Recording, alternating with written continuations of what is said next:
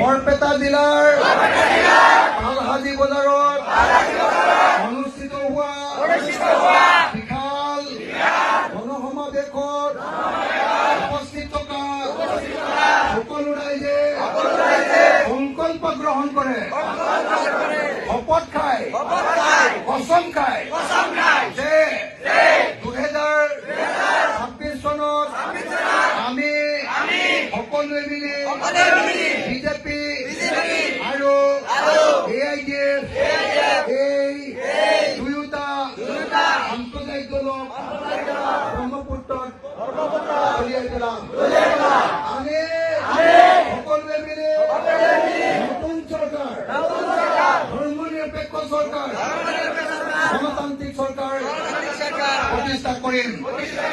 আগন্তুক পঞ্চায়ত নিৰ্বাচনত ৰাইজৰ দলক গেছ চিলিণ্ডাৰ চিনত ভোট দিম।